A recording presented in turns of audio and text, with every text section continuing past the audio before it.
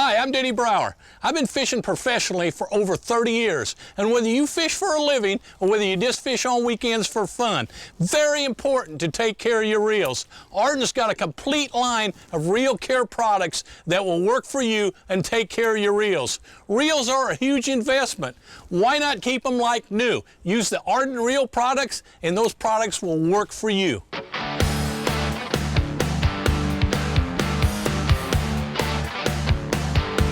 Let's start with the spinning reel. I'm going to take you through a few easy steps. Obviously, the first thing you need to do is disassemble. What I do is unscrew your drag knob, get it off, take your spool off, and then let's take the handle off. That's very, very important. Unscrew your cap, pull your handle out. All right, now you got all your parts, and you can get to what needs to be cleaned.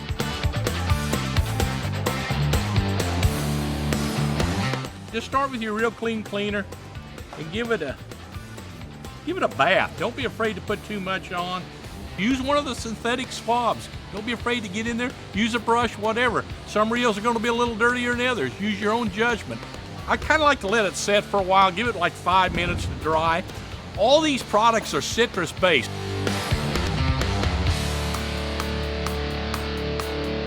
Your second step is lubricating the reel. I normally start out with the grease on the bail, and just each side of that, just take your Ardent grease, kind of let it work in there. You want to keep that bail where it's real free, to where it doesn't hang up on you. I work that back and forth a couple of times.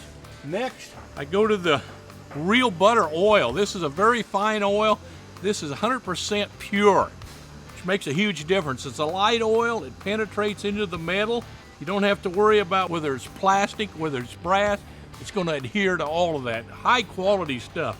For those of you that really want to take lubricating your reels to the next level, we've got Ardent Reel Supreme Micro Lube. It'll actually reduce friction another 30%. Some really good stuff. The final step that I do is I take the bearing lube, I work it in. One thing to keep in mind about bearing lube, this does not contain graphite. Graphite can actually make a reel noisier. Put a little bit of that in there. Then I'm ready to reassemble my reel. Slip the handle back in, tighten everything up.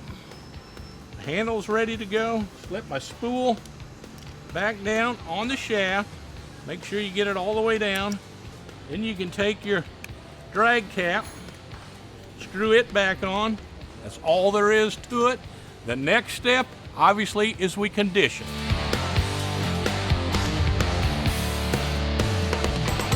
What I do is I get the Ardent line butter, and I keep this in my boat at all times. This stuff really helps.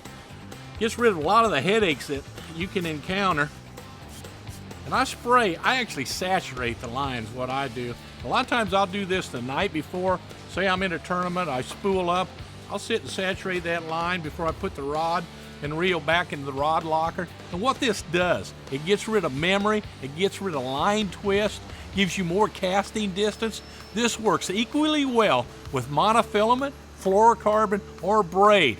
I even spray it on my guides. I mean, this stuff lubricates the guides where you can get a little more casting distance there too. I never ever get my boat without the line butter. Very good stuff.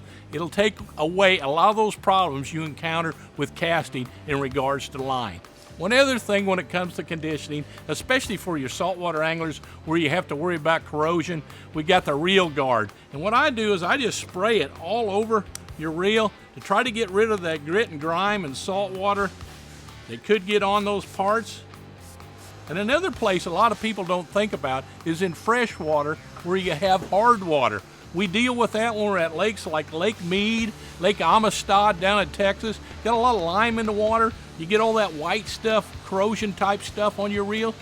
This Reel Guard will get rid of that. So saltwater use, freshwater use in hard water, get you some Reel Guard, and don't be afraid to use it. Spray it on there. It'll save you some serious problems. One last thing, I take the super soft cloth out of the kit and I give the reel a nice wipe down. Any of the extra lubricant or conditioner I might have on there, I clean it up, get it looking good. It's a beautiful reel. Keep it looking that way. Now let's move on to bait casters. The first thing we do with the bait caster, obviously, is disassemble it. And with the Ardent bait caster, we got that little switch right there that releases the side plate. And then we take the spool out. And I like to go over and also remove the little tension knob. It's a very, very important feature on bait casters, obviously to keep you from getting a backlash, but also a good place to use your lubricant. The other thing you can do, you can take the little nose plate off that allows you to get to your worm gear and get to your other gears. A lot easier to get the lube where it needs to be. And that's all I do as far as disassembling the Ardent bait caster. But once again, always consult your owner's manual. You might be using a different type of reel. I want to know why, the best or the Ardent, but if you are, go ahead and consult that manual so that you don't mess up when you disassemble your reel.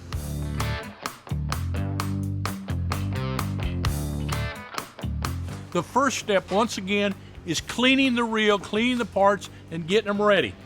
I like to use the aerosol can of Reel Clean. It's got the little applicator there where you can get in them hard to get places. And don't be afraid to really saturate. What you're trying to do is get rid of the grit, the grime, your old grease, your old oil. You want to get it ready to totally put new stuff in there. So you got to get rid of the old stuff. This applicator really helps you do that.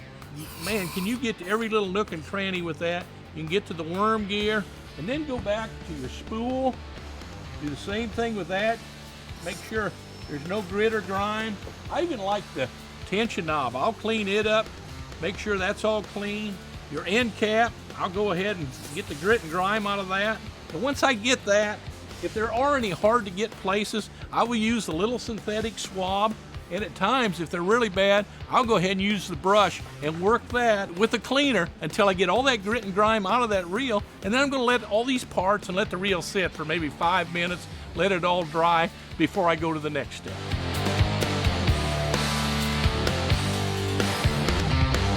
I take the Ardent Reel Butter Grease and I get the worm gear right here. And I make sure I really rub that in and work it in, because that's a very important little feature right there. And then I go to your main gear here, your crankshaft gear, and I do the same thing with the grease on it. Make sure I hit all little parts. And then I go with the Reel Butter oil, and I like to put just a little dab right there. And then where I took the tension knob off, this is another place I put just a little bit. And then I take your spool shaft and I make sure I saturate it and get that Reel Butter oil all over both ends of that. The last step in the lubricating process is get your Ardent bearing lube and you get your side plate bearing right here and really make sure you get that good. That's a very, very important little feature right there on not only making your reels quiet, but getting extra casting distance. And then you got your little spool shaft bearing. Make sure you get it real good with the bearing lube, and you've got everything covered. The next step, obviously, is putting it back together. The first thing I do is the little tension knob right here. Very, very important feature on all bait casters. And I don't tighten it all the way up. I take it about halfway, but you need to remember this, is once you get your reel all assembled again, you put it on your rod, you get your line on. Now it's time to adjust your tension knob. Pull that rod straight out, put it in free spool, and you should adjust this so that the lure will pull the line off the spool, but once the lure hits the floor, the spool stops turning. If you adjust it that way, backlashes are a thing of the past. Makes it very, very user-friendly. So always remember, the tension knob, to me, is one of the most important features on a bait casting reel. Now I'll take the spool, put it back in. Now we'll take the side plate, slip it in, just like that. Pull our little catch up. We're assembled. We're ready to go fishing.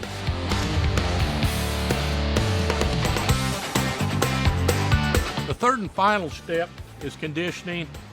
I take the line butter once I get all spooled up, and I just saturate that spool. Turn it around, make sure you get all parts of it. I'll normally do that the night before, like I said earlier, so it can soak. And the thing about bait casters, backlashes with some reels can be a problem. That will help eliminate some of your backlash issues. And we did talk about the reel guard. You fish saltwater, you fish lakes that have a lot of corrosion issues, lime, etc. Don't be afraid to use this, and use it very, very liberally on your reel. And then take your cloth, wipe it down, clean it up, keep it looking good. Ardent Reel Care. Take care of the reels that take care of you.